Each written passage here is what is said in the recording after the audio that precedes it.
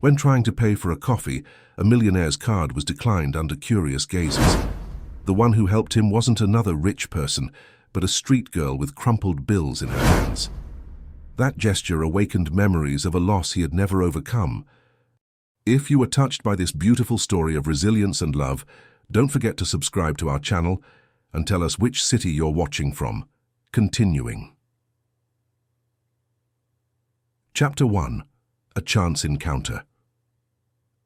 The morning sun cast long shadows across Fifth Avenue as Maxwell Reynolds stepped out of his chauffeur-driven Bentley.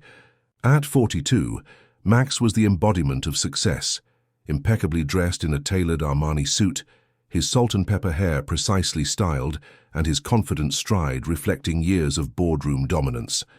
As the CEO of Reynolds Enterprises, one of New York's most prestigious investment firms, Max had everything money could buy. Everything except what truly mattered. "I'll be 15 minutes, James," he told his driver, checking his Patek Philippe watch. "Just a quick coffee before the Henderson meeting." Max entered Carmichael's, an upscale cafe that catered to Manhattan's elite. The familiar aroma of freshly ground coffee beans greeted him as he nodded to the barista, who recognized him as "Regular." "The usual, Mr. Reynolds?" she asked with a practiced smile. "Please, Emma, and add one of those blueberry scones." Max's mind was already racing through the day's agenda.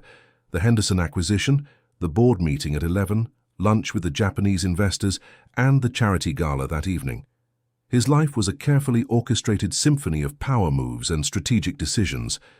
He barely noticed the other patrons, mostly well-dressed professionals tapping away on laptops or engaged in hushed business conversations. "That'll be 12 by 75, Mr. Reynolds." Max reached for his platinum card and handed it to Emma. She swiped it through the terminal, then frowned slightly. "I'm sorry, Mr. Reynolds, but your card was declined." "What? That's impossible," Max said, his voice sharp with disbelief. "Try it again." Emma swiped the card a second time, her expression growing uncomfortable as the terminal displayed the same message. "I'm sorry, sir. It's still not going through." Max felt a flush of embarrassment creep up his neck as he became aware of several patrons glancing in his direction. He reached for his wallet again, only to realize he had no cash. He rarely carried any these days. "Perhaps another card," Emma suggested quietly. "I only have this one with me today," Max replied, his voice tight. The absurdity of the situation wasn't lost on him. A man worth hundreds of millions unable to pay for a coffee and scone. As he contemplated calling his assistant to sort out this inconvenience, a small voice piped up from beside him. "I can pay for it."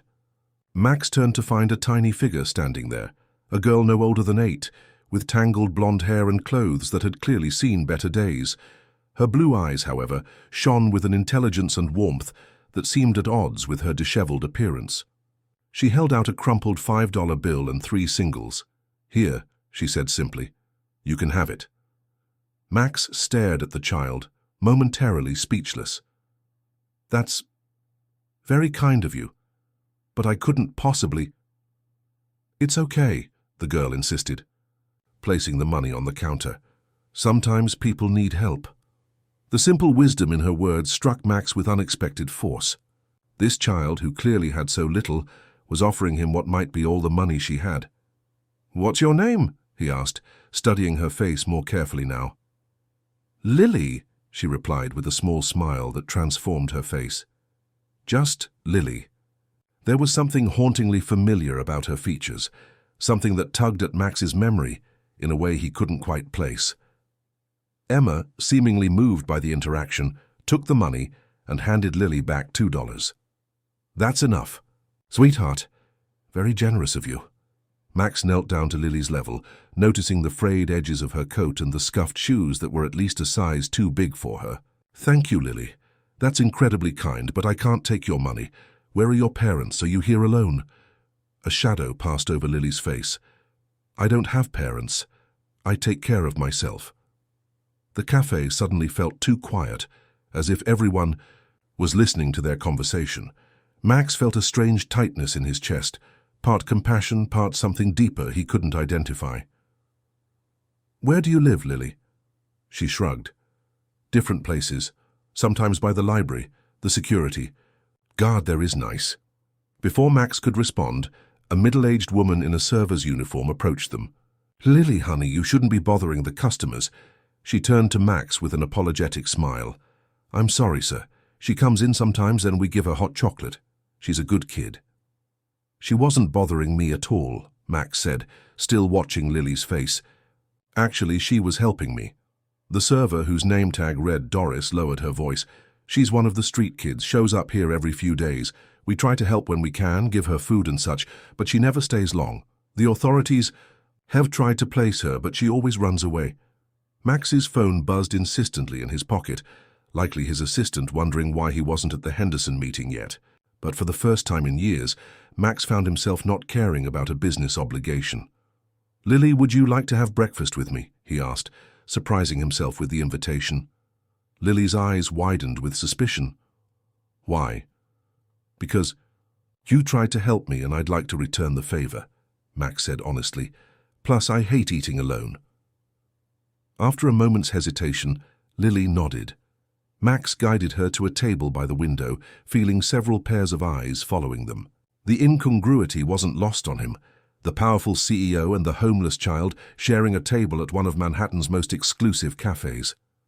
Doris brought over Max's coffee and scone, along with a hot chocolate and a blueberry muffin for Lily. The girl ate slowly, savoring each bite as if it were a rare delicacy. How old are you, Lily? Max asked gently. 8, I think, she replied between careful bites. Maybe 9. And you've been on your own for how long? Lily shrugged again. Always, I guess. There was a lady who took care of me when I was little, but she left. As Max watched her eat, that sense of familiarity grew stronger. There was something about the shape of her eyes, the way she tilted her head when thinking, gestures that stirred painful memories he'd long tried to suppress. Lily, he said carefully. Would you tell me your full name? Do you know it?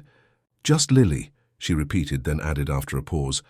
The nurse lady called me Lily Jenkins sometimes, but I don't know if that's really my name. Jenkins. The name hit Max like a physical blow. Sarah Jenkins, the woman he'd loved desperately, 10 years ago, who had vanished from his life without explanation. Sarah, whose disappearance had left a void in his life that no amount of success could fill. Max's hands trembled slightly as he reached for his coffee. The timing would be right. Sarah had disappeared almost 9 years ago, and there had been rumors he'd dismissed as malicious gossip, that she had been pregnant when she left. Do you know anything about your mother? Max asked, struggling to keep his voice casual. Lily's expression clouded. The nurse lady said my mum was pretty and smart, but she got sick when I was born. That's all I know. Max's phone buzzed again, more insistently this time. He ignored it, his mind racing with possibilities that seemed both impossible and increasingly plausible. Lily, would you mind if I took a picture of us together? Max asked, pulling out his phone. I'd like to remember this morning. Lily hesitated, then nodded. Max held up his phone and snapped a selfie of the two of them. He studied the image, his heart pounding. The resemblance was subtle but undeniable. The same slightly upturned nose, the same arch of the eyebrows that Sarah had. Would it be okay if I came to see you again, Lily? Max asked, his voice thick with emotion he didn't fully understand yet. Maybe bring you some new clothes and books. Lily's expression was guarded, yet hopeful. Why would you do that? Because everyone deserves kindness, Max replied, echoing her earlier wisdom, especially those who give it so freely to others. As Lily finished her hot chocolate, leaving a small mustache that she wiped away with the back of her hand, Max made a decision that would change both their lives forever. He would find out if this child, this remarkable, compassionate child who had offered her last dollars to a stranger, could possibly be his daughter. His meeting forgotten, Max watched Lily as she gazed out the window at the bustling New York street. For the first time in years, the emptiness inside him began to fill with something that felt dangerously like hope. Chapter 2. The Search Begins. Maxwell Reynolds had never been one to act on impulse. His success in the cutthroat world of New York finance had been built on calculated decisions and meticulous planning. Yet here he was, cancelling meetings and rearranging his entire schedule because of an 8-year-old girl he'd met only hours ago. "James, I need you to take me to Brooklyn," Max instructed his driver as he slid into the back seat of his Bentley. "To the office of Donovan Investigations." "Sir?" James questioned, surprised by the unexpected destination. In 15 years of employment, he had never known his boss to venture to that part of Brooklyn. "You heard me correctly," Max confirmed, already typing an email to his executive assistant explaining his absence from the Henderson meeting. The board would be furious, the Japanese investors insulted, but for once, Max couldn't bring himself to care. His mind kept returning to Lily's face, to the familiarity of her features, to the name Jenkins that had reopened a wound he thought had long since scarred over. Sarah Jenkins had been his everything once, brilliant, compassionate, with dreams as big as his own. They had planned a future, together a life. Then one day, without warning or explanation, she was gone. No note, no call, nothing but rumors and whispers that he had been too proud to investigate. Max stared out the window as the Manhattan skyline gave way to the more modest buildings of Brooklyn. He had spent years building walls around the pain of Sarah's abandonment, channeling his hurt into ambition, his loss into acquisition. His phone rang for the 5th time. His COO, Elizabeth Chen, no doubt wondering why the company's CEO had gone AWOL. He silenced it without a second thought. Donovan Investigations occupied the 3rd floor of a weathered brick building. Mike Donovan, a former NYPD detective with a reputation for discretion and thoroughness, had handled sensitive matters for Reynolds Enterprises in the past. If anyone could find answers about Lily, it would be him. "Mr. Reynolds," Donovan greeted him with evident surprise, rising from behind a desk cluttered with files and a computer that looked at least a decade old. "This is unexpected. Your assistant usually calls ahead." "This isn't company business, Mike," Max replied, settling into the worn leather chair across from Donovan. "This is personal." For the next 30 minutes, Max recounted his encounter with Lily, his suspicions about her connection to Sarah, and his desperate need to know the truth. Donovan listened without interruption, his weathered face revealing nothing as he took occasional notes. "Let me get this straight," Donovan said when Max finished. "You think this homeless girl might be your daughter with Sarah Jenkins, the woman who disappeared 9 years ago? Based on a resemblance and the last name Jenkins?" "I know how it sounds," Max admitted. "But there's something about her, Mike. Something I can't explain, and the timing fits." Donovan leaned back in his chair, considering. Finding information on a street kid with no official records won't be easy. No birth certificate, no school enrollment, probably no medical records. She's essentially a ghost in the system. "But not impossible," Max pressed. "Nothing's impossible. With enough resources," Donovan replied with a slight smile. "And resources are something you have in abundance, Mr. Reynolds." Max pulled out his phone and showed Donovan the selfie he'd taken with Lily. "Start with this. Find out everything you can about her. Where she sleeps, what she eats, who looks out for her. And Sarah, I need to know what happened to Sarah after she left." "This kind of investigation takes time," Donovan warned. "And it might not give you the answers you're hoping for." "I don't care about the time or the cost," Max replied firmly. "I need to know if Lily is my daughter." As Max left Donovan's office, the weight of possibility pressed on his chest. If Lily was his child, where had she been all these years? Why had Sarah kept her existence a secret? And what had happened to Sarah?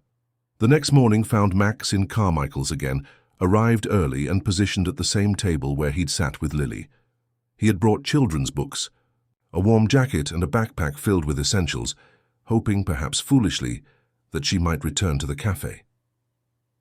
"She doesn't come in every day," Doris informed him gently when she brought his coffee. "Sometimes we don't see her for a week or more." "Do you know where she goes? Where she stays?" Max asked. Doris hesitated. "There's an abandoned building on 23rd and Lexington where some of the homeless folks camp out. I've heard she might be there sometimes, and the public library on 42nd. She spends a lot of time there when it's cold. The children's librarian, Miss Peterson, keeps an eye on her." Armed with this information, Max began what would become a daily ritual. Every morning, he visited Carmichael's. Every afternoon, He checked the library. He walked past the abandoned building on 23rd multiple times a day, hoping for a glimpse of Lily. His assistant fielded calls and rescheduled meetings, while Max's expensive shoes wore thin on the city sidewalks. On the third day, his persistence paid off. He found Lily in the library, curled up in a corner of the children's section with a worn copy of Charlotte's Web. She looked up as he approached, recognition and wariness battling in her expression. "Hello, Lily," Max said softly, sitting down on a colorful cushion near her, but not too close. "Do you remember me from the cafe?" "You're the rich man who couldn't pay for his coffee," she replied, a hint of mischief in her eyes despite her cautious demeanor. Max smiled. "That's right. My name is Maxwell Reynolds, but you can call me Max." "Why are you looking for me?" Lily asked directly, closing her book but keeping her finger between the pages to mark her place. "I wanted to make sure you were okay," Max replied honestly, "and I brought you something." He reached into his briefcase and pulled out the jacket and backpack. "It's getting colder out there." Lily stared at the offerings, suspicion clear on her face. "Why would you give me these things?" "Because I want to help you," Max said simply. "Nobody helps for nothing," Lily responded, wisdom beyond her years evident in her tone. Max felt a pang in his chest at her words, at the harsh life lessons this child had already learned. Sometimes people help because it's the right thing to do, like you helped me at the cafe. Lily seemed to consider this, then slowly reached for the jacket. It was a practical down coat, warm but not flashy enough to make her a target on the streets. She slipped it on, and Max noticed how it engulfed her small frame. "It's a bit big," she said, but there was wonder in her voice as she felt the soft lining. "You'll grow into it," Max replied, fighting back unexpected emotion. "The backpack has some food, a water bottle, a flashlight, and a few other things that might be useful." Lily examined the backpack with careful hands, as if afraid it might be taken away at any moment. "Thank you," she said finally, her voice small but sincere. "Would you like to get some lunch?" Max asked. "There's a diner across the street that makes great grilled cheese sandwiches." Lily hesitated, then nodded, carefully placing Charlotte's Web back on the shelf. Max noticed. She took extra care to return it to exactly the right spot. "You like reading?" he asked as they walked toward the exit. "It's like having adventures without leaving the library," Lily replied, "and it's warm in here." As they crossed the street to the diner, Max felt his phone vibrate with another call from his office. Once again, he ignored it. The business empire he'd built, the meetings that had once seemed so crucial, all of it paled in comparison to the importance of connecting with the small girl walking beside him. At the diner, Lily ordered a grilled cheese and chocolate milk, her eyes widening at the menu's offerings, as if she couldn't quite believe she could choose anything she wanted.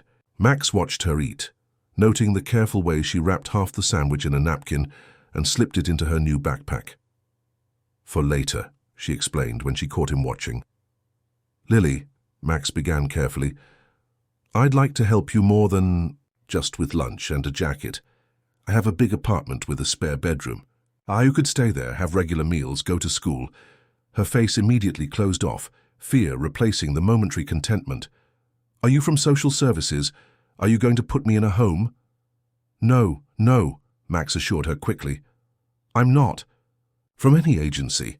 I just want to help you." "Why?" Lily demanded, her blue eyes, so much like Sarah's, drilling into him. "Why do you care about some kid you don't even know?" Max took a deep breath. He couldn't tell her his suspicions yet, not without proof, not without understanding the full story himself.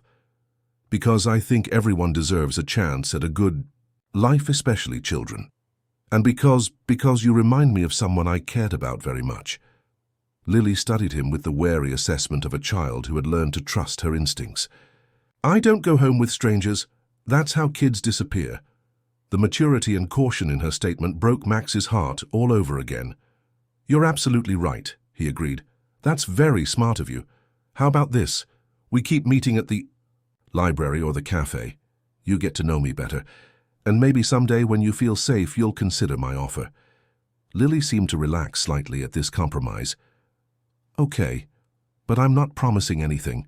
Fair enough, Max nodded, offering his hand formally. Friends for now. After a moment's hesitation, Lily placed her small hand in his much larger one. Friends for now, she agreed. As they finished their meal, Max's phone rang yet again. This time, it was Mike Donovan. Max excused himself briefly to take the call. I've got something, Donovan said without preamble, about Sarah Jenkins, and it's big, Mr. Reynolds, really big. Max's heart raced as he glanced back at Lily, who was carefully sipping the last of her chocolate milk. I'll come to your office this afternoon, he promised in a low voice. When he returned to the table, Lily was watching him with those unnervingly perceptive eyes. Do you have to go now? She asked, and Max heard the resignation in her voice, the expectation of abandonment that no child should know. Not yet, Max assured her with a smile. I thought maybe we could stop by a bookstore first. You should have your own copy of Charlotte's Web and any other books you'd like.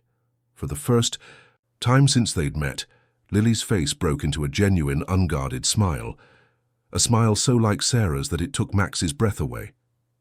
In that moment, even without Donovan's evidence or a DNA test, Max knew in his heart that this child was his daughter. And he silently vowed that, whatever it took, he would never let her spend another night on the streets of New York again. Chapter 3. Revelations. The offices of Donovan Investigations seemed smaller than Max remembered as he entered that afternoon, his mind still on the lunch he'd shared with Lily. He'd left her at the bookstore with the store manager, watching over her while she picked out books, a compromise after she'd refused his offer to take her shopping for clothes. One step at a time, he reminded himself. Building trust with a child who'd learned to survive on the streets wouldn't happen overnight. Mike Donovan was waiting, a thick folder on his desk and a grim expression on his weathered face. You found something, Max stated rather than asked, settling into the familiar leather chair. More than something, Donovan replied, opening the folder. I pulled every string I have, called in favors from half the NYPD, and even got an old buddy at Mount Sinai Hospital to bend some confidentiality. Rules. He paused, studying Max's face. Are you sure you want to hear this? Once I tell you, there's no going back. Max steeled himself. I need to know everything. Donovan nodded, then began. Sarah Jenkins disappeared on February 17th, 2016. According to my sources, she was indeed pregnant when she left New York. She checked into Mount Sinai Hospital under a different name, Jane Smith, on November 3rd, 2016. Max's heart raced. The timing aligned perfectly with when Lily would have been born.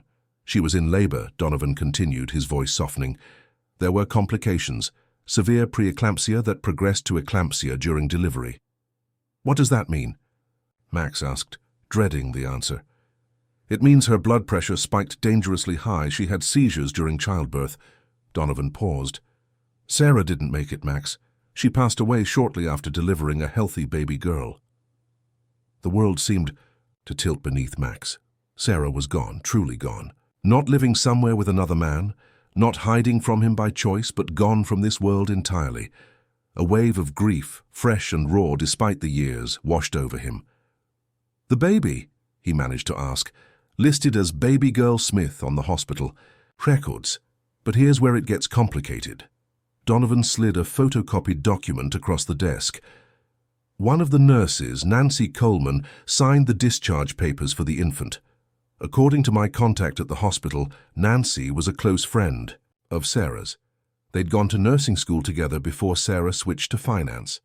Max stared at the document, trying to process the information. So this nurse, Nancy, took the baby, Lily. It seems so. But there's more. Donovan pulled out another paper. Before she died, Sarah regained consciousness briefly. The attending physician noted that she was extremely agitated, insisting that the baby shouldn't go to her father. She made Nancy promise to keep the child away from him. Max felt as if he'd been punched. She didn't want me to have our baby. Why? We were planning a future together. We talked about having children someday. Donovan looked uncomfortable. That's unclear, but the doctor's notes mention Sarah saying something about her father. that he would destroy the baby like he tried to destroy her. Given what I've uncovered about Senator Richard Jenkins, I'm inclined to think she might have been referring to him, not you. Richard Jenkins, Max murmured. Sarah's relationship with her father had been strained, he knew that much. She rarely spoke of him, and when she did, it was with a mixture of fear and resentment. But Max had never learned the full story. Sarah had always changed the subject when he asked. Senator Jenkins has a reputation, Donovan said carefully. Behind the public image of the dedicated family man and public servant, there are rumors, allegations of psychological abuse from former staffers. The sealed divorce settlement with Sarah's mother that supposedly contains some damning information. Nothing that's ever been proven, but enough smoke to suggest fire. Max's mind raced. Had Sarah been running from her father, not from him? She somehow believed Max would give their child to Richard. The questions multiplied, each more painful than the last. What happened to Lily after the hospital? Max asked, forcing himself to focus on the present. That's where the trail gets cold, Donovan admitted. Nancy Coleman left her position at Mount Sinai 2 weeks after taking the baby. She moved to Philadelphia, according to her last known address, but then disappears from records. No credit cards, no utility bills, nothing for about 3 years. And then she resurfaces in New York again, working at a clinic in the Bronx, but no sign of a child with her. My guess? She realized raising a child she had no legal right to was more complicated than she expected. Maybe she was afraid of getting caught. Maybe she couldn't afford it. Whatever the reason, it seems likely she abandoned Lily at some point, leaving her to fend for herself in the system, or outside it. Max felt rage building inside him, at Nancy for abandoning Lily, at Richard Jenkins for whatever role he'd played in Sarah's fear, at himself for not searching harder for Sarah when she disappeared. But above all, he felt an overwhelming sense of responsibility.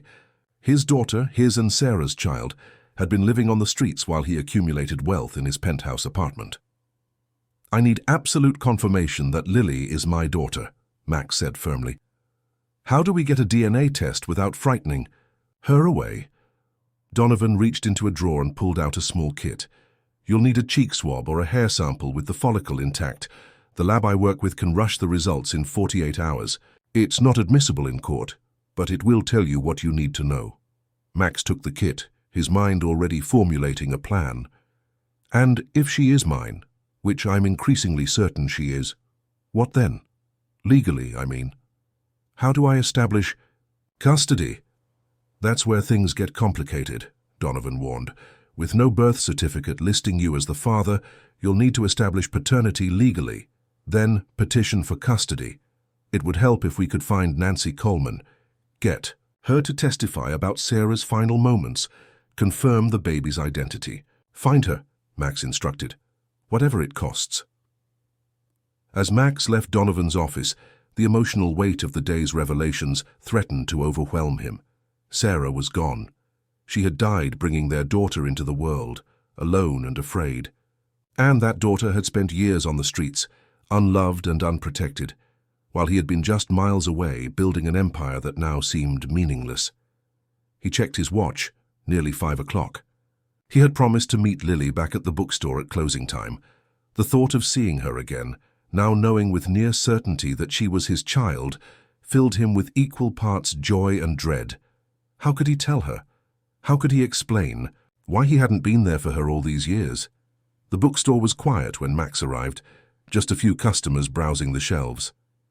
He found Lily in the children's section, surrounded by a small mountain of books, her face alight with wonder as she paged through a colorfully illustrated volume. I see you found a few things you like, Max said, smiling despite the tumult of emotions inside him. Lily looked up, momentarily unguarded in her excitement. The lady said I could pick 5 books. I've never had my own books before. 5 books barely seemed adequate, but Max understood the store manager's caution. Homeless child walking out with too many expensive items might attract unwanted attention. Which ones did you choose? Lily carefully showed him her selections. Charlotte's Web, The Secret Garden, Matilda, Bridge to Terabithia, and a book about stars and planets. I like stories about brave kids, she explained. And I like looking at the stars when I can't sleep. The casual reference to her sleepless nights on the streets sent another pang through Max's heart. Those are excellent choices, he managed, sitting down beside her. My mother used to read The Secret Garden to me when I was about your age. You had a mother? Lily asked, then looked embarrassed. I mean, of course you did. Everyone has a mother. Everyone has a mother, Max agreed gently. Including you, Lily. She looked down, tracing the outline of a planet on the book cover. I don't remember mine. Max took a deep breath. What if I told you I might know something about your mother? Lily's head snapped up, her blue eyes wide with surprise and suspicion. How could you know about my mother? It's complicated, Max said carefully, and I need to check a few things to be absolutely sure. But I think your mother might have been someone very special to me a long time ago. Lily stared at him, her young face working through a complex series of emotions. Are you saying you knew my mother? I think I did, Max replied honestly. Her name was Sarah Jenkins. She was beautiful and kind and incredibly smart. And if I'm right, she loved you very much, even though she didn't get a chance to watch you grow up. Why not? Lily demanded, her voice suddenly hard. Why didn't she want me? Oh, Lily, Max said softly, fighting back tears. If I'm right about this, it wasn't that she didn't want you. She was taken away before she had a chance to be your mother. She became very sick when you were born. Lily's expression clouded with confusion and pain. So she's gone? Like, forever gone? Max nodded, not trusting himself to speak. And my father, Lily pressed, a new urgency in her voice. Do you know who he is too? The question, hung in the air between them, loaded with implications that Lily couldn't possibly understand yet. Max chose his words carefully. I think I might, but I need to be absolutely sure before I tell you more. It wouldn't be fair to either of us if I was wrong. Lily seemed to retreat inward, her earlier excitement fading. It doesn't matter anyway, she said with a shrug that broke Max's heart. Knowing who they are doesn't change anything. I'm still just me. It matters, Max insisted gently. And you're not just anything, Lily, you're extraordinary. The store manager approached, informing them that the store would be closing soon. Max purchased Lily's books, adding a backpack with a solar system designed to carry them in. Outside, the fee. Early evening air had turned chilly. Lily zipped up her new coat and clutched her backpack of books protectively. Where will you sleep tonight? Max asked, dreading the answer. Lily avoided his gaze. I have places. Safe places? She shrugged again. Safe enough? Max knelt down, to her level. Lily, I meant what I said before. I have a spare room. It has its own bathroom. You could have a hot shower, a real bed, as much food as you want. No strings attached. You could leave any time you felt uncomfortable. Lily studied him with that unnervingly adult gaze. Why do you care so much? Is it because you think I might be related to you somehow? Her perceptiveness shouldn't have surprised him by now, but it did. I care because you're a child who deserves better than sleeping on the streets, Max said truthfully. The rest, that's something we can figure out together if you're willing. But even if I'm wrong about who you are, I'd still want to help you. For a long moment, Lily said nothing, and Max prepared himself for another rejection. Then almost imperceptibly, she nodded. One night, she said firmly, and I keep the door locked. Relief flooded through Max. One night, he agreed. And absolutely, you can lock the door. My home security system is top of the line. You'll be the safest kid in Manhattan. As they walked toward the street to hail a cab, Max felt Lily's small hand slip tentatively into his. He curled his fingers gently around hers, marveling at how perfectly they fit together, trying not to think about all the years they'd missed. One night might not seem like much, but it was a beginning, and with the revelations of the day still reverberating through his mind, Max knew that this beginning was the most important one of his life. Chapter 4. Building Trust. The ride to Max's. Upper East Side penthouse was silent, with Lily staring wide-eyed through the taxi window at the glittering city lights. Each time they passed a homeless person on the street, Max noticed her gaze lingering, a silent recognition passing between the child and those she understood all too well. The disparity between her life and the one he was bringing her into struck him anew with each passing block. "This is where you live?" Lily asked incredulously as they pulled up to the sleek high-rise with its uniformed doorman and marble entrance. "It's just a building," Max replied softly, trying to see it through her eyes.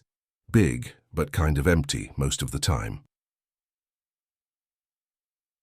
The doorman Thomas greeted Max with his usual professionalism, though Max caught the flicker of surprise in his eyes at the sight of Lily in her worn clothing and new coat. "Good evening, Mr. Reynolds," Thomas said, holding the door. "Miss," he added with a polite nod to Lily, who shrank slightly behind Max. The elevator ride to the penthouse floor was another moment of silent wonder for Lily, who watched the floor numbers climb with fascination. Max used his key card to access the private elevator to his apartment, and when the doors opened directly into his foyer, Lily gasped audibly.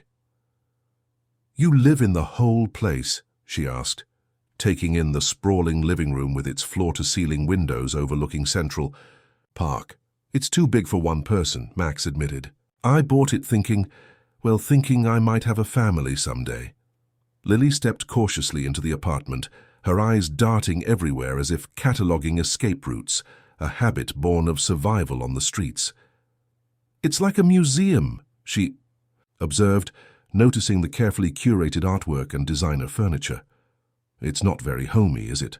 Max realized, seeing the space through new eyes. His decorator had created a showcase, not a home. "I work a lot. I'm not here much." "What do you do?" Lily asked, setting her backpack down carefully on a pristine white sofa. "I run a company that helps other companies grow," Max explained, simplifying his role as the CEO of a major investment firm. "It's mostly meetings and phone calls." "Sounds boring," Lily replied with the brutal honesty of childhood. Max laughed, a genuine laugh that surprised him. "It is sometimes, but it pays for this place." He gave her a tour of the apartment, showing her the kitchen. You can help yourself to anything, anytime. The media room. There's Netflix, Disney Plus, whatever you'd like to watch. And finally, the guest suite that would be hers. "This is bigger than the whole library children's section," Lily marveled, running her hand over the plush bedding. "The bathroom's through there," Max pointed. "Fresh towels, shampoo, everything you need," and he walked to the closet and opened it. "I had my assistant bring some clothes that might fit you. Nothing fancy, just basics." Lily approached the closet cautiously, examining the neatly hung jeans, t-shirts, sweaters, and pajamas. "These are all for me." "If you want them," Max said, "no pressure, and if you don't like the style, we can get different ones." Lily touched a soft purple sweater, then looked up at Max with that penetrating gaze that seemed to see right through him. "Why are you really doing all this?" Max sat on the edge of the bed, choosing his words carefully. "Partly because it's the right thing to do, partly because—" He hesitated. "Lily, do you remember I mentioned I might know something about your mother?" She nodded, her expression guarded. "I think, and I'm still working to confirm this, but I think your mother was someone I cared about very deeply. Someone named Sarah Jenkins." "The nurse lady called me Lily Jenkins sometimes," she said quietly. "Yes," Max acknowledged. "And if Sarah was your mother, then—" He took a deep breath. "Then I might be your father, Lily." The words hung in the air between them. Lily's face remained impassive, but her knuckles whitened as she gripped the purple sweater. "If you're my father," she said finally, her voice barely above a whisper, "then where were you all this time? Why didn't you find me before?" The question cut deeper than any business rival's barb ever had. "I didn't know you existed," Max said honestly. "Your mother disappeared before I knew she was expecting you. I looked for her, but not hard enough. Not nearly hard enough. And that's something I'll regret for the rest of my life." Lily seemed to process this, her young mind grappling with concepts no child should have to understand. How can you find out? If you're really my father. There's a simple test we can do, Max explained. It's called a DNA test. It compares certain patterns in your body to mine. If they match in specific ways, it means we're related. Does it hurt? She asked, a flicker of vulnerability crossing her face. Not at all, Max assured her. It's just a cotton swab inside your cheek, like a Q-tip, or even a strand of hair. That's all we need. Lily considered this. And if it says you're my father, what happens then? Then if you want, Max said carefully, you could stay here. This could be your home. You could go to school, have your own things, never worry about where you'll sleep or what you'll eat again. And if I don't want to? Lily challenged, testing him. Max felt his heart constrict but kept his voice steady. Then we figure something else out, something that makes you feel safe and happy. This isn't about forcing you to do anything. Lily, it's about giving you choices you've never had before. She was quiet for a long moment, then asked in a small voice, Can I take a shower now? Max recognized the request for what it was, a need for space, time to process. Of course, take as long as you like. I'll make us some dinner while you clean up. He showed her how to operate the shower controls, placed a new toothbrush and comb on the counter, and left her to her privacy, closing the door behind him. In the kitchen, he heard the water start running and found himself blinking back tears as he opened the refrigerator. What did 8-year-olds like to eat? His housekeeper kept the kitchen well stocked, but most of it was adult fare, imported. Cheeses, organic vegetables, premium cuts of meat. He finally settled on making grilled cheese sandwiches, comfort food that had seemed to appeal to Lily at the diner. While the sandwiches were cooking, Max called Mike Donovan. I need 2 things, he said without preamble. First, I need you to come to my apartment tomorrow morning with a contact at Child Protective Services, someone discreet and sympathetic. Second, I need you to find out everything you can about Richard Jenkins's current activities, where he is, what he's doing, whether he's ever tried to locate his granddaughter. Jenkins is in Washington most of the time, Donovan replied. He's up for re-election next year, so he's been fundraising heavily. As for the CPS contact, I know someone, she's good, cares more about kids than regulations. What time tomorrow? 9, Max decided. And Mike? I'm going to need a DNA test tonight. Lily's here. She's agreed to stay, at least for tonight. You got her to your apartment? Donovan sounded impressed. That's a major breakthrough. Street kids don't usually trust adults enough for that. She's extraordinary, Max said simply, and she deserves so much better than what life has given her so far. After ending the call, Max plated the sandwiches and set the small kitchen table, adding glasses of milk and some apple slices. Simple food, nothing overwhelming for a child used to scraps and charity. 20 minutes later, Lily emerged from the bedroom. The transformation was subtle but significant. Her hair, free of tangles and dirt, revealed itself to be a lighter shade of blonde than it had appeared. Her face, scrubbed clean, showed a sprinkling of freckles across her nose. She wore the purple sweater she'd been admiring and a pair of jeans, both fitting better than Max had dared hope. Feel better? He asked, keeping his tone casual despite the emotion welling in his chest. Lily nodded, self-consciously touching her damp hair. The water stayed hot the whole time, she said with wonder, and the soap smells like flowers. Max smiled.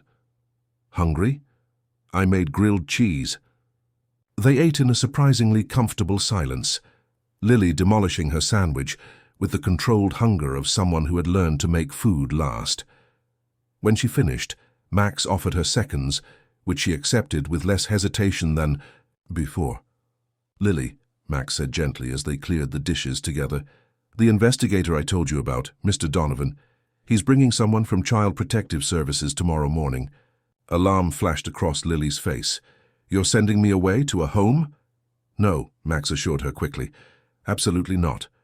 But if you are my daughter, which I believe you are, we need to do things legally. Make sure everything is proper and official, so no one can ever take you away. Her eyes narrowed suspiciously. People from the system tried to catch me before. They wanted to put me in a group home. "This is different," Max promised. "This person works with the system but wants to help kids like you find permanent homes. Real families. If you're my daughter, you already have a family, me. We just need to make it official."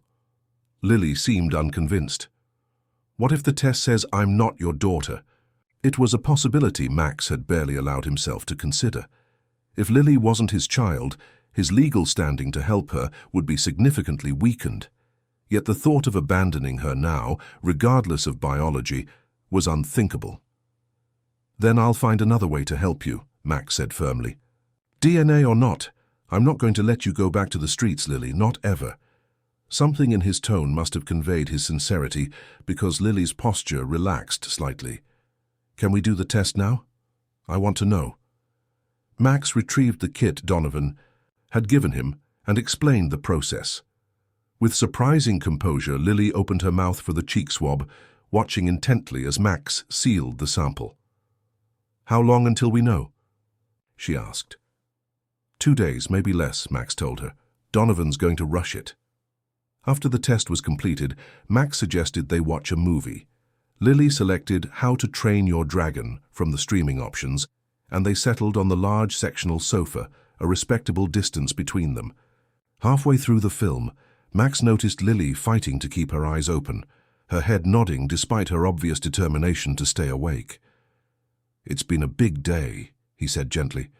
"Why don't you get some sleep? We can finish the movie tomorrow." Lily, startled, fully awake. "I'm not tired," she insisted, though her heavy eyelids betrayed her.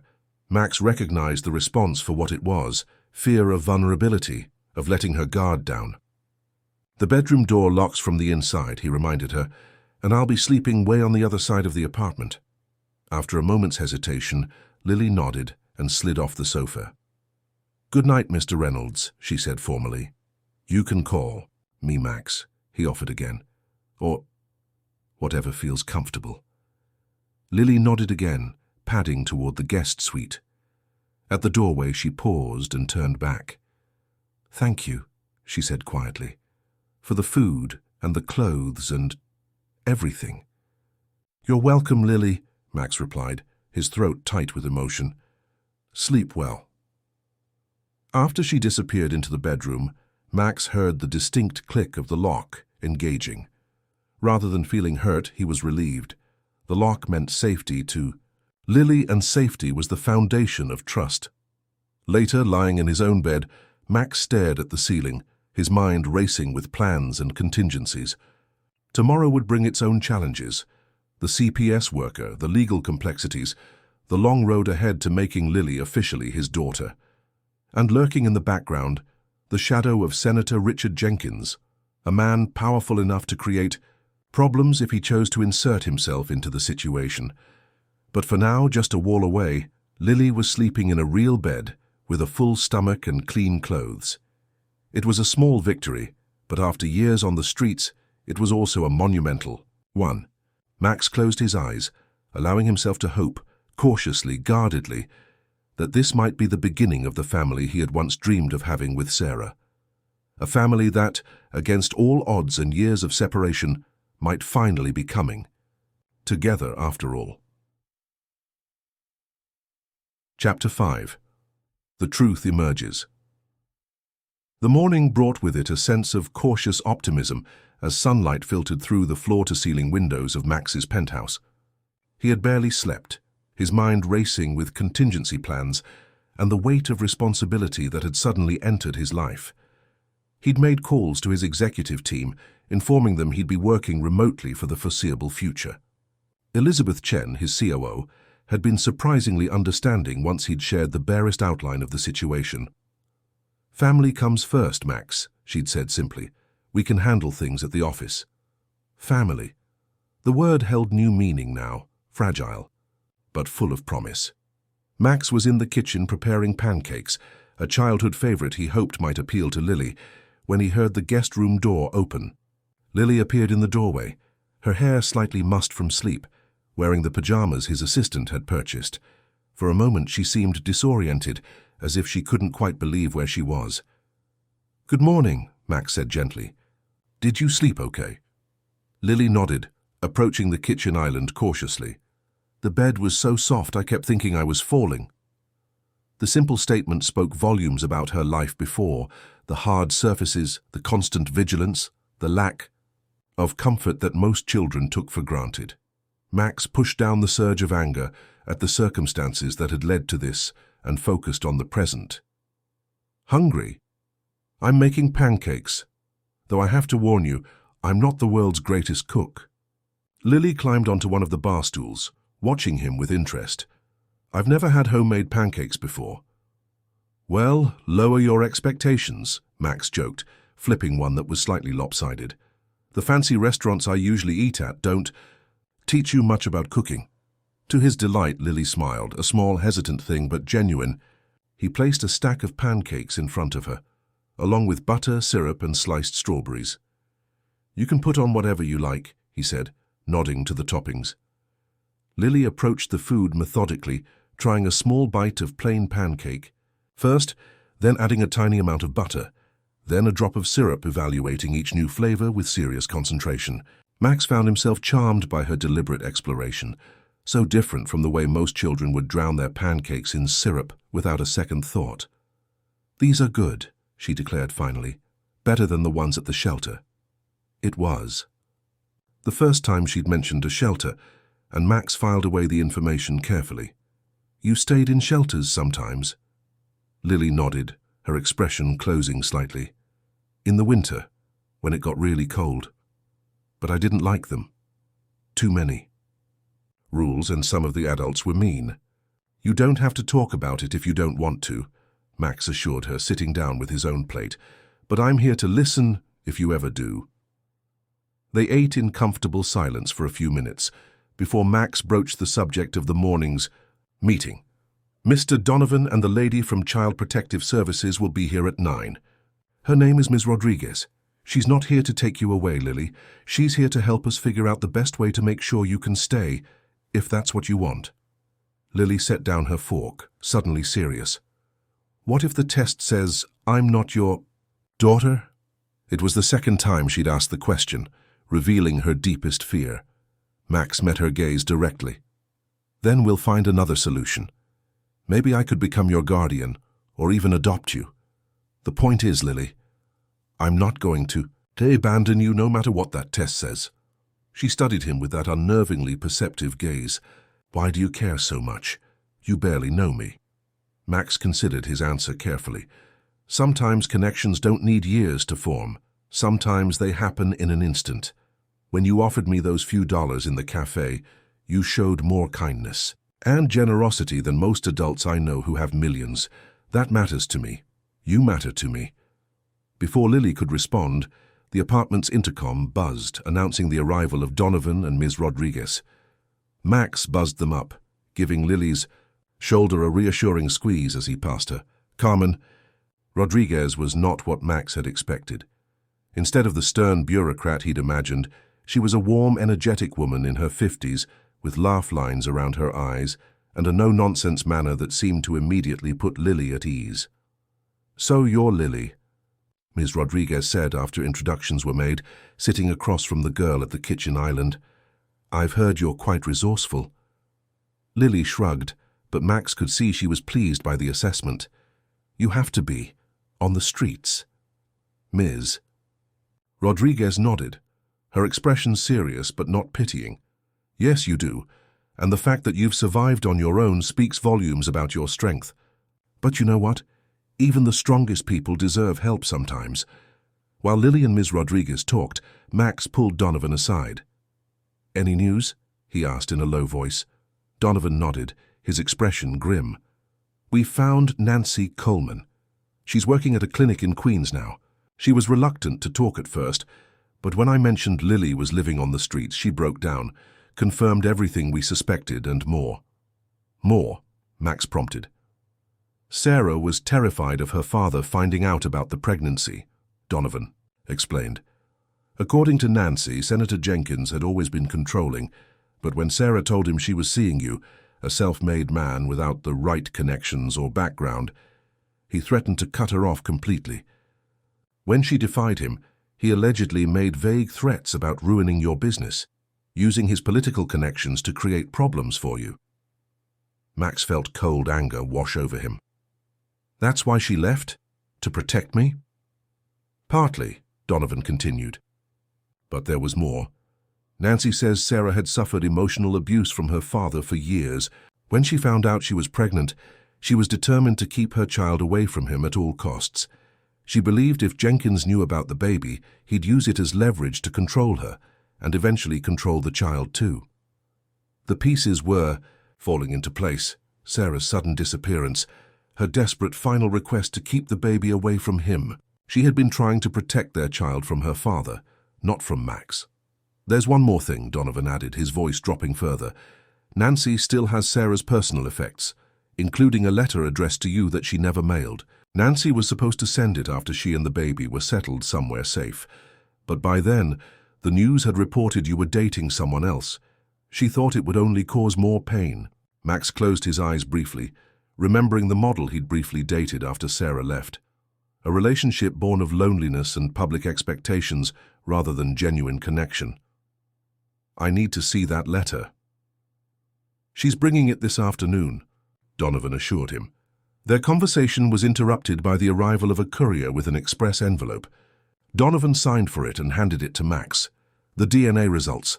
They rushed it overnight. Max stared at the sealed envelope, suddenly afraid of its contents despite his certainty. What if he was wrong? What if Lily wasn't his daughter? Ms. Rodriguez, noticing the envelope, glanced at Lily. Would you like me to step out while Mr. Reynolds opens that? Lily shook her head, her eyes fixed on the envelope. I want to know. With trembling fingers, Max broke the seal and unfolded the document inside. His eyes scanned the scientific terminology until they landed on the conclusion. The alleged father, Maxwell Reynolds, is not excluded as the biological father of the tested child, Lily Jenkins. Based on the genetic testing results, the probability of paternity is 99.9998%. She's mine, Max said, his voice breaking. Lily is my daughter. Ms. Rodriguez smiled warmly. Congratulations, Mr. Reynolds. Max looked at Lily, whose expression was a complex mixture of emotions: relief, confusion, perhaps a touch of fear at the enormity of what this meant for her life. Is that okay with you, Lily? He asked gently. Does this mean I have to call you Dad now? She asked, her practical nature asserting itself. Max couldn't help but laugh. You can call me whatever you're comfortable with. Max is fine for now. We have time to figure everything else out. Ms. Rodriguez pulled out a tablet, all business now. This simplifies things legally, but we still have work to do. Mr. Reynolds, we'll need to establish legal paternity through the courts, file for an amended birth certificate, and address the issue of Lily's lack of documentation. I assume you want full legal custody? Absolutely, Max confirmed. Given the circumstances and the DNA evidence, I don't anticipate major hurdles, Ms. Rodriguez continued. However, there is the matter of Senator Jenkins. As Lily's maternal grandfather, he could potentially make a claim. He doesn't even know I exist, Lily pointed out. And I'd like to keep it that way for now, Max said firmly. From what I've learned, Senator Jenkins is not someone I want anywhere near my daughter. Ms. Rodriguez nodded understandingly. I can't guarantee confidentiality in legal proceedings, but I can recommend a family court judge who's discreet and child-focused. The less public attention this gets, the better for Lily's adjustment. As they discussed the legal steps ahead, Max noticed Lily becoming withdrawn, overwhelmed by the adult conversation swirling around her. Lily, why don't you show Ms. Rodriguez your books? The ones we got yesterday. Grateful for the reprieve, Lily led Ms. Rodriguez to the guest room, her room now, giving Max a moment alone with Donovan. We need to move quickly, Max said in a low voice. Jenkins is powerful, with connections throughout the system. If he finds out about Lily before we have everything legally secured, I'm on it, Donovan assured him. I've got contacts at the courthouse who can expedite the paperwork, but, Max, you should prepare yourself. Once this becomes official, it won't stay secret forever. A billionaire CEO suddenly discovering he has a daughter? The press will be all over it. Max nodded grimly. I've thought about that. I've already called my PR team to prepare a statement. Nothing specific yet, just putting them on alert. When the time comes, we'll control the narrative as much as possible, focus on Lily's privacy and well-being. The sound of laughter drifted from the bedroom. Lily's laugh, something Max hadn't heard before. The sound wrapped around his heart, strengthening his resolve. "Whatever it takes," he said firmly. "She's my daughter and I won't let anyone hurt her again." The rest of the morning passed in a blur of paperwork and planning. Ms. Rodriguez proved to be a valuable ally, her knowledge of the system and genuine concern for Lily's welfare guiding them through the complex legal landscape ahead. By noon, they had a clear path forward, emergency custody papers to be filed that afternoon, a hearing scheduled for the following week, and a plan to secure Lily's documentation. After Ms. Rodriguez and Donovan departed, promising to return, with Nancy Coleman that afternoon, Max found Lily sitting by the window looking out at the city below. "That's a lot to take in," he said softly, sitting beside her. "How are you feeling?" Lily shrugged, her small face serious. "It's weird. Yesterday I didn't have anybody. Now I have a father and a grandfather, even if he doesn't know about me." "You've always had a father," Max said gently. "I just didn't know about you. If I had—" "You would have found me?" Lily asked, a hint of challenge in her voice. "I would have moved heaven and earth to find you," Max promised, meaning every word. Lily seemed to consider this, then asked, "What was she like?" "My mother." Max's throat tightened with emotion. "Sarah was remarkable. Brilliant and kind and stubborn when she believed in something. She loved books like you do. She could solve complex math problems in her head. And she had this laugh that made everyone around her want to laugh too." "Do I look like her?" Lily asked softly. "You have her eyes," Max told her, smiling through the ache in his chest. "And her smile, though I haven't seen much of that yet. But mostly you have her heart, that willingness to help others even when you have little yourself." They sat in silence for a moment, both lost in thoughts of the woman who connected them, a woman Lily had never known, and Max had lost twice now. "Mr. Donovan said someone is bringing a letter this afternoon," Lily said finally. "From my mother to you." Max nodded, surprised she had caught that detail amidst all the discussions. "Yes, I don't know what it says yet." "Can I be there when you read it?" Lily asked, her voice small but determined. "She's my mother. I should—" I know what she wanted to say. Looking into those eyes, so like Sarah's, Max couldn't refuse. "Of course you can. We'll read it together." The afternoon brought Nancy Coleman to their door, a tired-looking woman in her 40s, with kind eyes and a nervous manner. She burst into tears when she saw Lily, pulling the startled child into a hug. "You look so much like her," Nancy sobbed. "I'm so sorry, Lily. I never should have left you. I thought the foster family would take care of you. They promised they would." "Foster family?" Max questioned sharply. This was new information. Nancy wiped her eyes, visibly collecting herself. "When Lily was about 3, I was struggling financially. I couldn't keep her fed, couldn't afford childcare while I worked. I found what I thought was a good family through a church connection. They seemed loving, stable. They said they'd adopt her officially, give her everything I couldn't." "But they didn't," Lily said flatly, pulling away from Nancy's embrace. "They left me at a bus station. After a few weeks, said I cried too much at night." The matter-of-fact way Lily recounted this abandonment broke something in Max. He turned away briefly, struggling to master the rage that threatened to overwhelm him. These people who had discarded his child like an unwanted pet. He would find them, make them pay.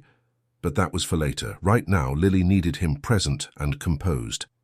Nancy had produced a worn envelope from her purse, handing it to Max with trembling fingers.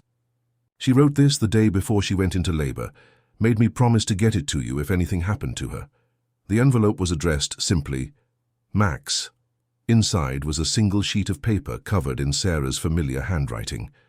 Max unfolded it carefully, sitting beside Lily on the sofa so she could see it too.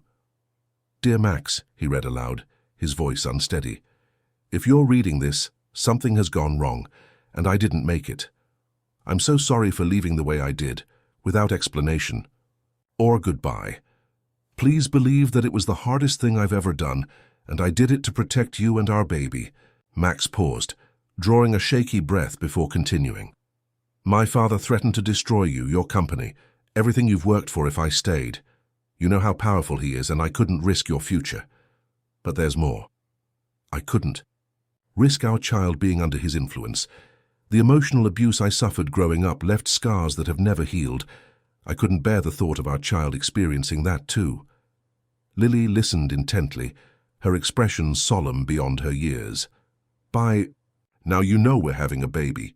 If it's a girl, I want to name her Lily after your mother. If it's a boy, maybe William after your grandfather. I hope someday you'll find each other. I hope you'll tell our child how much I wanted them, how much I loved them even before they were born." Max's voice broke and he had to stop for a moment. Lily, in a gesture that surprised him, placed her small hand over his. "Max, you will be an amazing father. You have so much love to give. Please don't let my father anywhere near our child. He will try to control them as he controlled me. Don't let that happen. And please, when our child is old enough, tell them I didn't choose to leave. Tell them I would have given anything to stay." The letter ended with a simple, "I love you always, Sarah." The room fell silent as the words settled around them. Nancy was openly weeping again, and even Donovan looked away, clearing his throat gruffly. "She named me after your mother?" Lily asked finally, her voice small. Max nodded, unable to speak past the lump in his throat. "And she loved me. Really, loved me even though she never met me." "She loved you more than anything," Max managed, "enough to sacrifice everything to keep you safe." Lily was quiet for a long moment, processing this revelation. Then, in a voice barely above a whisper, she asked, "What happens now?" Max turned to face her fully, taking both her small hands in his. "Now, Lily, we become a family, the one your mother wanted us to be, if that's what you want too." Lily looked up at him, and for the first time, Max saw a glimmer of hope in those blue eyes so like Sarah's. "I think I'd like that," she said carefully, "but I'm not very good at being in a family. I don't know how." "That's okay," Max assured her, squeezing her hands gently. "I'm not very good at it either. We'll learn together." As Nancy and Donovan discussed legalities in the background, Max and Lily remained connected in that moment of shared understanding. Two people who had been alone for too long, finding in each other the family they both needed. What neither of them knew was that in Washington, D.C., Senator Richard Jenkins was already receiving a phone call from a contact at the courthouse, informing him that his long-lost granddaughter had been found, and that Maxwell Reynolds, the man he had once threatened to destroy, was filing for custody. Chapter 6. The Battle. The call came at 7:15 a.m., 3 days after the DNA results confirmed Lily as Max's daughter. Max was in the kitchen making French toast. Lily had developed a particular fondness for it when his phone buzzed with Donovan's number. "We have a problem," Donovan said without preamble. "Jenkins knows. He's filing for visitation rights as we speak, claiming he's been cruelly kept from his only grandchild after the tragic passing of his daughter." Max gripped the phone tighter, glancing toward Lily's bedroom where she was still asleep. How did he find out so quickly? "Someone at the courthouse," Donovan replied grimly. "I'm still tracking down the leak, but Jenkins has eyes and ears everywhere. What's worse, he's scheduled a press conference for noon today. My source says he's planning to paint you as an opportunistic businessman who abandoned his pregnant girlfriend and only acknowledged the child when it became convenient." A cold fury settled in Max's chest. He's trying to control the narrative. Exactly, and he's good at it. Jenkins has built his political career on his family values image. The devoted father, the grieving widower, the dedicated public servant. The press eats it up. What about Sarah's letter? The evidence of his emotional abuse? It's compelling to us, but without context, it could be spun as the confused ramblings of a hormonal pregnant woman. Jenkins will claim Sarah was simply going through a difficult time, that she misinterpreted his paternal concern as control. Max paced the kitchen, mind racing. "We need to counter this before he goes public. I want everything, every scrap of evidence about Jenkins's real character, every skeleton in his closet, every person who's ever witnessed his abuse of power. And I want it before noon." "Already on it," Donovan assured him. "But Max, you should prepare Lily. This is about to get ugly, and fast." After ending the call, Max leaned against the counter, trying to master his anger before Lily emerged for breakfast. They had made such progress in just a few days. Lily was sleeping through the night now, had stopped hiding food in her pockets for later, had even laughed out loud at a movie they'd watched together. The thought of subjecting her to a public custody battle made him physically ill. "Is something wrong?" Max turned to find Lily standing in the doorway, already dressed in jeans and a t-shirt, her hair neatly combed. Her growing comfort in the apartment was evident in these small details, the way she helped herself to clothes from her closet, the way she moved with less caution through the rooms. The French toast might be a little crispy, Max deflected, flipping the slightly blackened slice in the pan. Lily wasn't fooled. "You were on the phone. You looked upset." Max sighed, turning off the stove. He'd promised himself he wouldn't lie to Lily, wouldn't treat her like she was. Too fragile to handle the truth. She'd survived years on the streets. She deserved honesty now. "Let's sit down for a minute," he suggested, guiding her to the kitchen island. "Your grandfather, your mother's father, has found out about you. He's trying to get legal rights to see you." Lily's face clouded. "The bad one? The one Mom was afraid of?" "Yes," Max confirmed. "Senator Jenkins.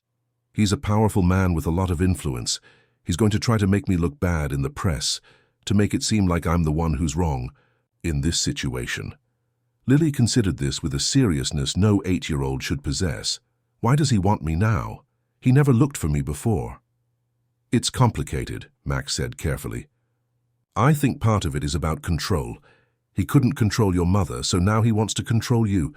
Part of it might be his public image, and part of it—" Max hesitated, not wanting to burden Lily with adult motivations she shouldn't have. "To understand." "Is about hurting you," Lily finished matter-of-factly, "because he didn't want Mom to be with you." Max nodded, once again taken aback by her perceptiveness. "That might be part of it, yes." "What's going to happen?" "There will probably be a court hearing," Max explained. "Senator Jenkins will try to convince a judge that he should have rights to see you, maybe even share custody." Fear flashed across Lily's face. "Would I have to live with him sometimes?" "Not if I can help it," Max promised fiercely. "Lily, I will do everything in my power to make sure that doesn't happen. But I need to prepare you. Things might get complicated for a while. There might be news stories about us. People might say unkind things." Lily's chin lifted in a gesture of defiance that reminded Max painfully of Sarah. "I don't care what people say. I don't want to meet him." Mom was scared of him, and she was smart. Max reached out to squeeze her hand. Yes, she was, very smart. The rest of the morning passed in a blur of phone calls and strategy sessions. Max's legal team arrived, followed by his PR director, all speaking in urgent tones about injunctions and media statements. Through it all, Lily remained quiet but watchful, absorbing every detail with those serious blue eyes. At 11:30, just before Jenkins's scheduled press conference, Max's team gathered in the living room for a final briefing. The plan was set. Max would hold his own press conference simultaneously, presenting their evidence and Sarah's letter, countering Jenkins's narrative before it could take hold. As Max prepared to leave, Lily approached him, her expression resolute. "I want to come with you."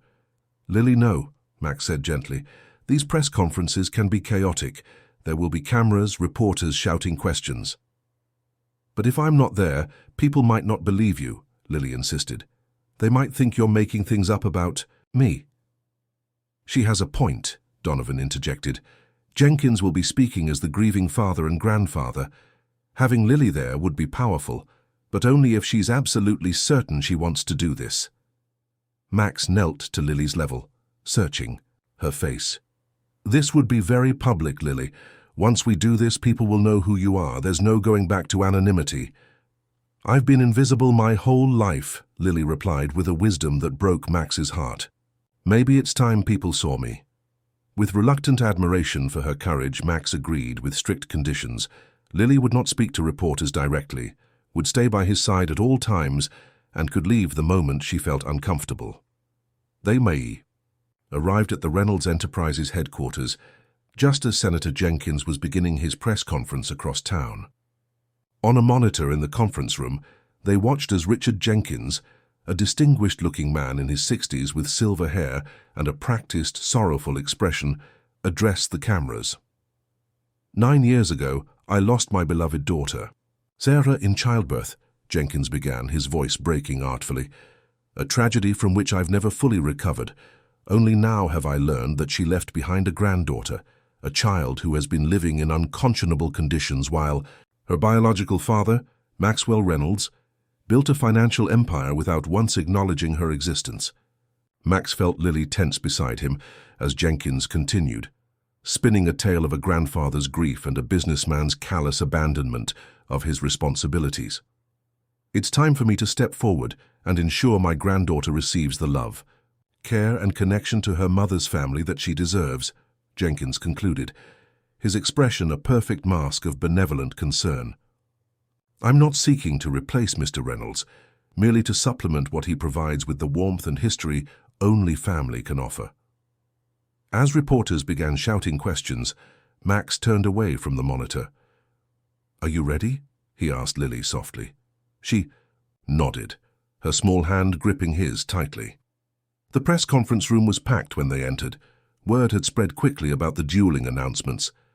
Cameras flashed and reporters fell momentarily silent at the sight of Lily beside Max, her blonde head barely reaching his elbow. Max stepped to the podium, Lily at his side, and began to speak. 3 days ago, I learned that I have a daughter, he said, his voice steady despite the emotion churning inside him. Her name is Lily. She's 8 years old. And until last week, she was living on the streets of New York City because the people entrusted with her care failed her repeatedly. Not because I abandoned her or her mother, but because I never knew she existed. Cameras clicked furiously as Max continued, outlining the facts as they had uncovered them. Sarah's disappearance, her passing in childbirth, the nurse's failed attempt to place Lily with a proper family. Sarah Jenkins was a remarkable woman who made an impossible choice, Max said, his voice growing harder. She left me not out of lack of love, but because she was threatened and manipulated by her father, Senator Richard Jenkins, who disapproved of our relationship and used his considerable power to try to destroy it.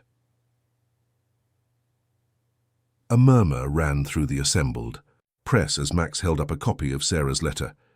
Before she passed away, Sarah left this letter begging me to keep our child away from her father, a man whose emotional abuse left her scarred and afraid. A man who, rather than searching for his missing granddaughter all these years, is only now showing interest when it serves his political image. Max turned to Donovan, who handed him a folder. We have compiled testimony from former staffers in Senator Jenkins's office, detailing a pattern of psychological manipulation and abuse. We have records of his efforts to sabotage my business dealings after Sarah disappeared. And most damning of all, we have Sarah's own words, warning that her father would try to control our child as he had controlled her. The room erupted with questions, but Max held up his hand for silence. I'm not interested in a public feud with Senator Jenkins.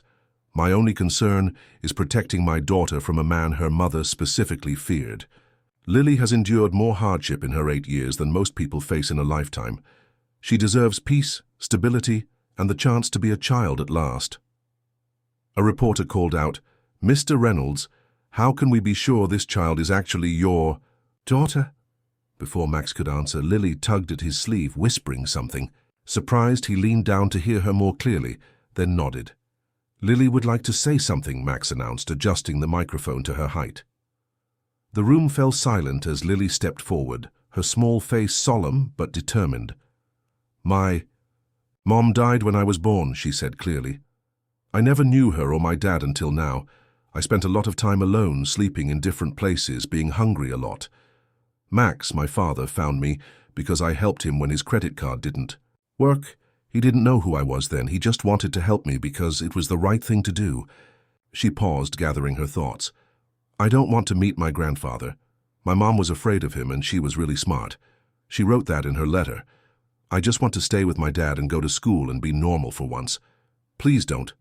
Help my grandfather take me away." The simplicity and directness of her plea left the room in stunned silence. Max placed a protective hand on her shoulder, fighting back tears of pride at her courage. "That's all we have to say today," he concluded, firmly. "My legal team will address any further questions, thank you." As they turned to leave, the room erupted again, but Max's security team formed a protective barrier, escorting them swiftly to a waiting car. Once inside, Lily exhaled shakily. "Did I do okay?" she asked, suddenly looking very young and vulnerable. "You were incredible," Max told her, pulling her into a hug that she actually returned, the first time she had initiated such contact. "Absolutely incredible." By evening, the dueling press conferences were the top story on every network. Public opinion was decisively shifting in Max and Lily's favor, with Sarah's letter and Lily's simple plea resonating far more powerfully than Jenkins's polished performance. Social media was ablaze with support for the billionaire and his newly discovered daughter, with hashtags like "Protect Lily" and "Believe Sarah" trending nationwide. But the battle was far from over. As Max tucked Lily into bed that night, another, first in their evolving relationship, his phone buzzed with a text from Donovan. "Jenkins is pulling out all the stops. Hearing expedited for Friday. Be ready." "Is everything okay?" Lily asked, noticing his expression. Max forced a smile. "Just more grown-up stuff. Nothing for you to worry about tonight." He smoothed her hair back from her forehead. "You were so brave today, Lily. I want you to know how proud I am of you." She looked up at him, hesitation in her eyes. "If the judge says I have to see him, will you still be my dad?" The question broke Max's heart. "I will always be your dad." "Lily, always. No judge, no court, no senator can ever change that, I promise you." As he turned out the light and left her room, Max felt a renewed determination. The legal battle ahead would be fierce. Jenkins wouldn't back down easily, especially after being publicly embarrassed. But Max had resources of his own, and more importantly, he had the truth on his side. Sarah's truth. Lily's truth. In his office, Max reviewed the additional evidence Donovan had uncovered, testimonials from former staff members who had witnessed Jenkins's controlling behavior, medical records documenting Sarah's anxiety and depression during her time living under her father's roof, financial records showing how Jenkins had attempted to pressure Max's business partners after Sarah disappeared. It was damning, but would it be enough? Jenkins had judges in his pocket, political allies who owed him favors, and the natural sympathy afforded to a grandparent seeking access to a grandchild. Max's phone rang. Elizabeth Chen, his COO, calling with an unexpected piece of information. "Max, our legal team just heard from Jenkins' chief of staff. They're offering a deal. Jenkins will drop his custody claim if you agree to regular, supervised visitation and a joint public statement about healing family wounds." "Absolutely not," Max replied without hesitation. "I won't subject Lily to his manipulation, supervised or otherwise." "He's also threatening to make things difficult for Reynolds Enterprises," Elizabeth continued reluctantly. "Regulatory scrutiny, tax audits, blocked international deals. He's calling in every favor he has."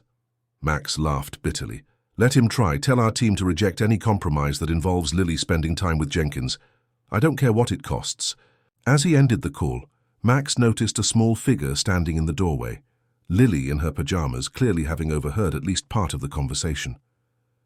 "He's trying to hurt your business because of me, isn't he?" she asked quietly. "No," Max corrected her gently. "He's trying to hurt my business because of him, because he's used to getting his way and can't stand to lose. None of this is your fault, Lily." Lily padded across the office and, to Max's surprise, climbed onto his lap as naturally as if she'd been doing it her whole life. "We're going to win, right?" she asked, leaning her head against his chest. Max wrapped his arms around his daughter, marveling at how quickly she had claimed a place in his heart. "Yes," he promised. "We're going to win." What he didn't say was how far he was prepared to go to ensure that victory. If the legal system failed them, he had already instructed Donovan to prepare alternative plans, including, if necessary, leaving the country entirely. He would sacrifice his company, his fortune, his reputation, everything, before he would let Richard Jenkins anywhere near Lily. As his daughter drifted to sleep in his arms, Max made a silent vow to Sarah. He would protect their child, as she had tried to do, no matter the cost, and somewhere in the gathering storm ahead, he would find a way to not just survive this battle, but to ensure that Lily emerged from it whole, happy, and free from the shadow of the grandfather who had already caused so much pain. Chapter 7. A New Beginning. The Manhattan family court building loomed imposingly against the morning sky as Max and Lily approached, hand in hand. Despite the early hour, reporters had already gathered, held back by barriers and police officers who created a path for them to enter. Max had dressed Lily in a simple blue dress that brought out her eyes, Sarah's eyes, but nothing too formal or uncomfortable. He wanted the judge to see her as she was, a resilient child deserving of stability, not a prop in a custody battle. "Remember what we talked about," Max said softly as they neared the entrance. "Just answer the judge's questions honestly. There are no wrong answers." Lily nodded, her face serious but composed. In the week since their press conference, she had shown remarkable strength, even as the media storm around them intensified. She'd started working with a tutor to prepare for eventual school enrollment, had begun sessions with a child psychologist specializing in trauma, and had slowly, cautiously, started to refer to Max's penthouse as home. Inside, they were met by their legal team, led by Catherine Winters, one of New York's most respected family court attorneys. "Judge Hernandez is presiding," she informed them quietly. "That's good news. She's fair, thorough, and puts children's welfare above politics." "And Jenkins?" Max asked. "Already inside with his team, 4 lawyers plus a child psychologist he's brought as an expert witness." Max's jaw tightened. Jenkins was sparing no expense in his attempt to gain access to Lily. The courtroom was closed to the press, but still crowded with legal teams and court officials. As they entered, Max felt Lily's grip on his hand tighten at the sight of Senator Richard Jenkins sitting at the opposite table, an elegant, silver-haired man whose distinguished appearance belied the manipulation and cruelty Sarah had described in her letter. Jenkins' eyes fixed on Lily with an intensity that made Max instinctively move to shield her. For a moment, something flashed across the senator's face, recognition perhaps of Sarah's features in her daughter's. Then his political mask slipped back into place, a benevolent smile curving his lips as he nodded in their direction. "Don't look at him if it makes you uncomfortable," Max murmured to Lily as they took their seats. "It's okay," Lily whispered. "Back." "He can't hurt me with you here." Her simple faith in his protection squeezed Max's heart. He only hoped he could live up to it.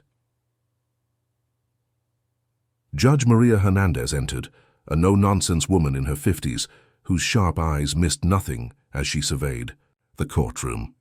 After the formalities were observed, she addressed the assembled parties directly. "Let me be clear from the outset," she began. "This court's only concern is the welfare of the minor child, Lily Jenkins Reynolds.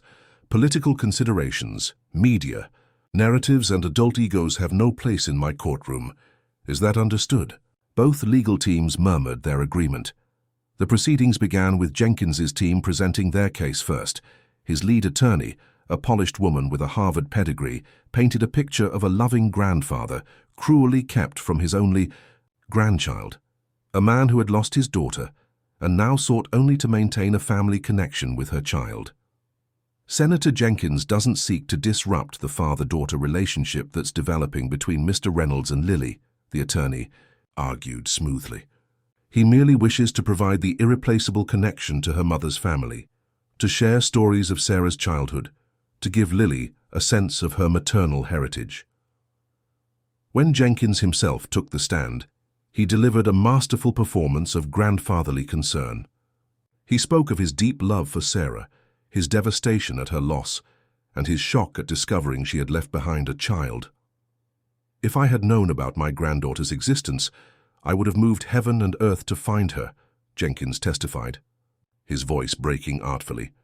"The thought of her living on the streets while I could have provided her with safety and love, it's unbearable." Max felt Lily shift beside him, clearly uncomfortable with Jenkins's characterization. Catherine Winters made notes, preparing for cross-examination. When it was her turn, Winters approached Jenkins with deceptive gentleness. "Senator, you've spoken movingly about your relationship with your daughter.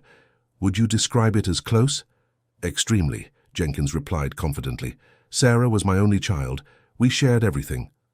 "Interesting," Winters remarked, "because we have records indicating Sarah sought therapy for anxiety and depression, related to what her therapist documented as an emotionally abusive parental relationship. How do you explain that?" Jenkins's composure flickered momentarily.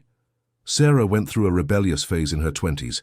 She made some accusations during that time that she later recognized were exaggerated." "Did she?" Winters pressed. "Because we have no record of her retracting those statements. In fact, we have this letter written shortly before her passing, specifically asking Mr. Reynolds to keep their child away from you." As Sarah's letter was entered into evidence and read aloud, Max watched Jenkins's face. The mask slipped again, revealing a flash of cold anger before the practiced sorrow returned. The morning continued with testimony from both sides, character witnesses for Jenkins attesting to his public service and family values, contrasted with former staffers who described a controlling, manipulative boss who demanded absolute loyalty and punished perceived betrayal. Nancy Coleman's testimony proved particularly powerful as she recounted Sarah's fear of her father and her desperate plea to keep Lily safe from his influence. Sarah believed Senator Jenkins would try to control Lily as he had controlled her, Nancy testified tearfully. She was willing to sacrifice everything, her relationship with Max, her comfortable life, everything, to protect her child from that. Throughout it all, Lily sat quietly beside Max, occasionally squeezing his hand, but otherwise showing remarkable composure for a child her age. When the judge called a lunch recess, Max led her to a private conference room where food had been arranged. "You're doing great," he assured her, watching as she picked at a sandwich. "How are you feeling?" Lily considered the question with her usual thoughtfulness. "He's not what I expected," she said finally. "He looks normal, nice, even. But the way he talked about my mom didn't sound real." Max nodded, once again impressed by her perceptiveness. "People like your grandfather are very good at appearing kind and caring when they need to. That's part of what makes them dangerous. Will." "I have to talk to the judge?" Lily asked. "Yes, but I'll be right there with you," Max promised. "Judge Hernandez just wants to hear from you directly about what you want." When court resumed, Judge Hernandez invited Lily to speak with her in chambers, with both Max and Jenkins present, along with a court-appointed guardian ad litem to represent Lily's interests. The judge's chambers were less intimidating than the courtroom, with Hernandez removing her robes and sitting in a comfortable chair across from Lily rather than behind her desk. "Lily, I just want to have a chat with you," she explained warmly. "Nothing formal, just a chance for me to hear from you directly. Is that okay?" Lily nodded, sitting up straight, her small feet barely touching the floor. "I understand you've had quite a journey recently," the judge continued. "Finding your father, moving into a new home. How has that been for you?" "Good," Lily replied. "Max, my dad, he doesn't treat me like I'm weird because I lived on the streets. He listens to me, and he makes really good French toast." The judge smiled at that. "And how do you feel about meeting your grandfather? Senator Jenkins is your mother's father, and he says he wants to get to know you." Lily glanced briefly at Jenkins, who was watching her with what appeared to be genuine interest, before returning her gaze to the judge. "My mom was afraid of him. She wrote that in her letter. I think she was smart about people." "But you've never met him yourself," the judge pointed out gently. "Sometimes adults have complicated relationships that don't necessarily affect how they would treat a child." Lily considered this. "Maybe, but I just found my dad. I'm still getting used to having one parent. I don't think I'm ready for more family yet." "That's a very mature perspective," Judge Hernandez acknowledged. "If I were to order some visitation with your grandfather, perhaps just occasional supervised visits, how would you feel about that?" Max held his breath, fighting the urge to intervene. This was Lily's moment to speak for herself. "I would be scared," Lily admitted honestly. "Not because I think he would hurt me, but because—" She paused, struggling to articulate complex feelings. "Because I think he wants to own me, not know me. Like I'm something that belonged to my mom and now he wants me back." The simple insight, delivered in a child's straightforward manner, seemed to resonate with the judge. Even Jenkins appeared momentarily taken, aback by the perception. "Thank you for your honesty, Lily," Judge Hernandez said. "That's all I needed to ask you." Back in the courtroom, final arguments were presented. Jenkins's attorney emphasized the importance of family connections and the senator's legal right as a grandparent to have access to his grandchild. Catherine Winters focused on Lily's need for stability after years of trauma, Sarah's explicit wishes, and the pattern of controlling behavior that had driven Sarah away in the first place. When Max took the stand for his final testimony, he spoke not as a billionaire CEO but as a father who had found his child against impossible odds. "I lost 9 years with my daughter," he said, his voice steady despite the emotion behind his words.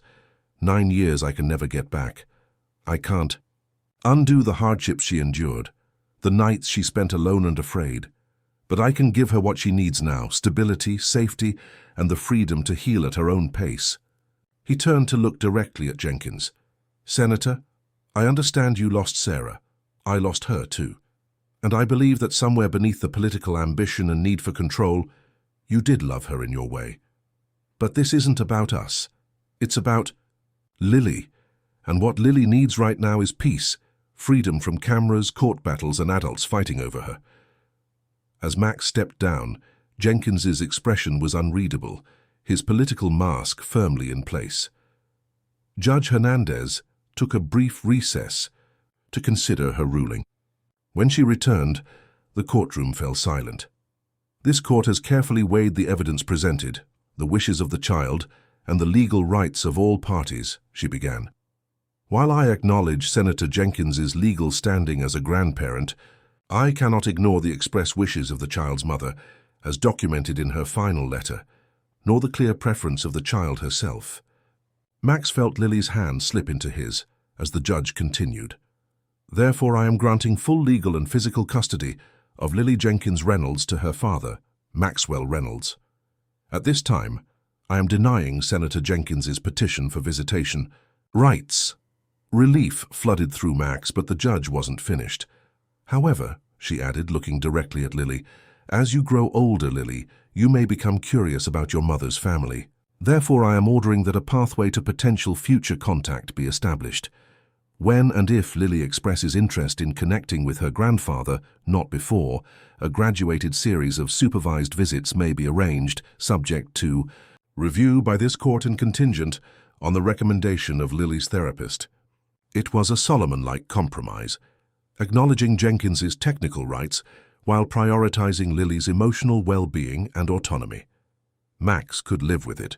Lily wouldn't be forced into a relationship she wasn't ready for. As the court adjourned, Jenkins approached them, his expression carefully neutral. "This isn't over, Reynolds," he said quietly. "I'll be watching. One misstep with my granddaughter and I'll be back in court." "There won't be any missteps," Max replied evenly. "And when Lily is ready, if she's ever ready, you'll have a chance to be the grandfather she deserves. That's up to you, Senator. Not me, not the courts, you."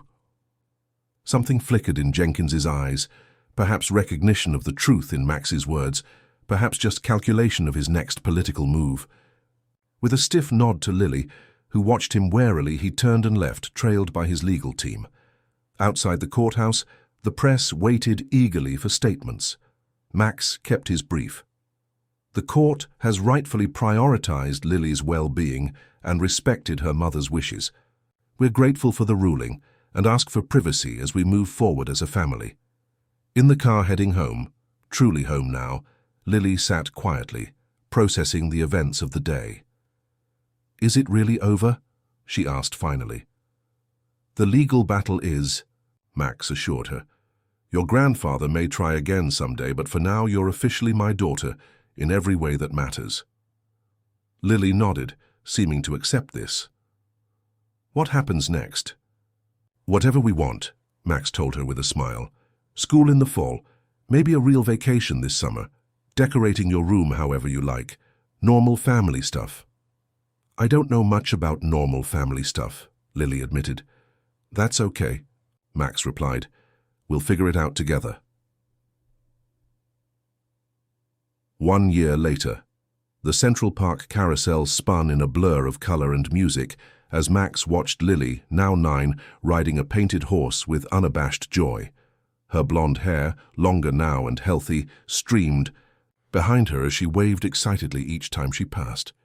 Gone was much of the wariness that had marked her expression a year ago, replaced by the ordinary happiness of childhood that had been denied her for so long. The changes in both their lives had been profound. Max had stepped back from the day-to-day operations of Reynolds Enterprises, appointing Elizabeth Chen as CEO while he remained chairman. His focus had shifted to the Reynolds Family Foundation, a new non-profit dedicated to helping homeless children and supporting foster care reform, causes that Lily had helped select. Their penthouse had transformed from a sterile showcase into a true home, with Lily's artwork on the refrigerator, books scattered throughout, and a telescope by the window for their shared interest in stargazing. She had started 4th grade at a progressive private school that specialized in helping children overcome trauma, and though academic challenges remained after years without formal education, her natural intelligence and determination were carrying her through. As for Senator Jenkins, he had maintained a low profile regarding Lily after the court battle, though Max's sources reported he was closely following her progress from afar. His re-election campaign had suffered from the negative publicity surrounding the custody case, but he had managed to retain his seat, if with a significantly reduced margin. The carousel slowed, and Lily hopped off, running to where Max waited.